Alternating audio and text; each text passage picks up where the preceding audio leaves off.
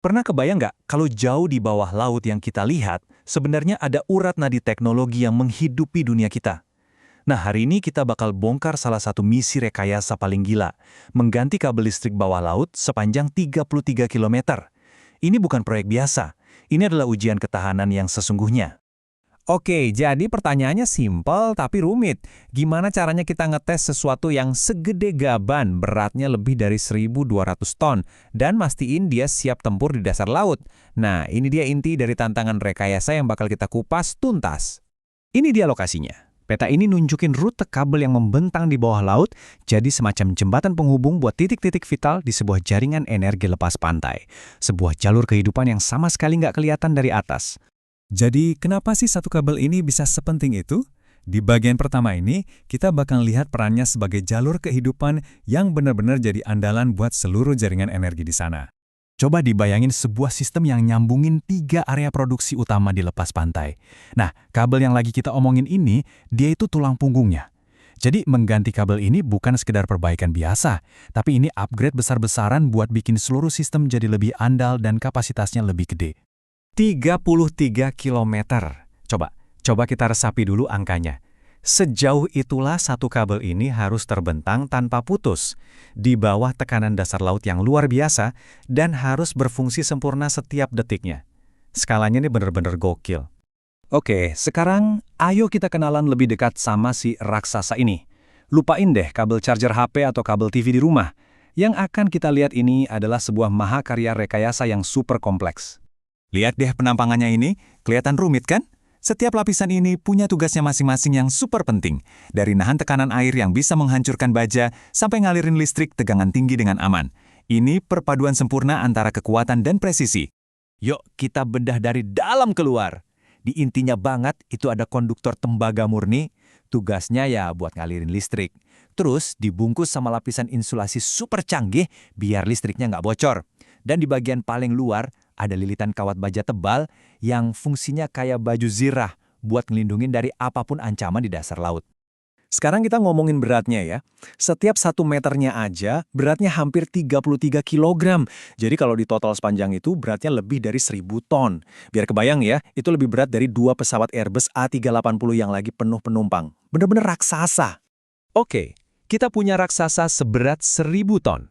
Terus, gimana kita bisa yakin 100% dia nggak bakal ngecewain pas udah di dasar laut? Jawabannya, dia harus melewati serangkaian ujian brutal. Ini bukan sekedar checklist biasa, ini kayak arena gladiator khusus buat kabel. Proses pengujiannya itu dibagi jadi 3 tahap krusial. Gampangnya gini, pertama, dites sebelum dipasang. Kedua, dites pas lagi proses pemasangan di laut. Dan yang terakhir, dites lagi pas semuanya udah terpasang sempurna di dasar samudra. Tes pertama namanya TDR. Gini deh, bayangin aja kayak sonar di kapal selam. Sebuah sinyal listrik ditembakin ke sepanjang kabel. Kalau ada yang nggak beres, misalnya putus atau ketekuk, sinyal itu bakal mantul balik dan ngasih tahu para insinyur di mana persis letak masalahnya. Canggih banget. Selanjutnya ada uji IR, ini juga penting banget. Anggap aja kayak kita lagi nyali bocor yang super kecil, sekecil mikroskop di selang air. Tujuannya buat mastiin nggak ada sedikit pun listrik yang bocor keluar. Jadi semua daya tetap aman di dalam kabel. Nah, ini nih yang seru. Ini bukti betapa telitinya proyek ini. Kita lihat ada komentar beneran dari tim quality control. Mereka nggak cuma bilang, oke, setuju, tapi minta kriterianya dibuat lebih spesifik lagi. Karena dalam proyek kayak gini, presisi itu harga mati. Dan lihat responsnya, dicatat dan digabungkan. Setiap masukan itu didengarin dan langsung dikerjain. Nggak ada celah buat kesalahan. Statusnya ditutup, beres, sempurna. Oke, sekarang kita masuk ke puncaknya. Ujian terakhir. Tes yang paling berat dan paling menentukan nasib si kabel. Semua persiapan dan pengujian sebelumnya itu cuma pemanasan buat momen ini. Ini dia rapornya, kriteria kelulusannya. Ada beberapa parameter di sini, tapi coba deh kita fokus ke nomor 3, uji VLF. Nah, ini dia nih ujian yang sesungguhnya. Jadi apa sih uji VLF itu? Anggap aja ini stres tes paling gila. Kabelnya sengaja dihajar pakai tegangan listrik yang jauh lebih tinggi dari kondisi normalnya sehari-hari. Tujuannya buat ngebuktiin kalau dia ini punya cadangan kekuatan yang luar biasa. Dan ini dia tantangannya. Kabelnya harus tahan dialiri tegangan 39.000 volt. Itu gede banget ya. Selama setengah jam penuh. Non-stop. tanpa ada cacat atau kerusakan sedikit pun. Gagal di sini berarti semua usaha sebelumnya sia-sia. Dan hasilnya, tes lulus. Sempurna. Bayangin, 33 km kabel super canggih diuji habis-habisan sampai ke batas kemampuannya. Dan hasilnya sempurna. Ini pencapaian yang luar biasa banget buat seluruh tim yang terlibat.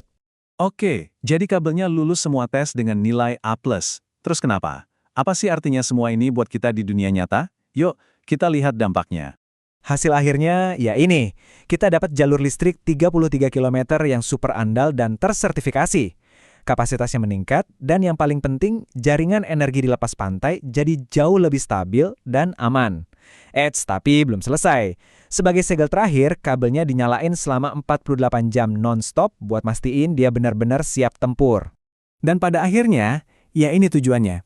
Di balik semua kerumitan teknis, tes yang gila-gilaan, dan bobot yang luar biasa itu, tujuannya cuma satu, memastikan aliran energi yang kita butuhkan itu lancar, stabil, dan bisa diandalkan.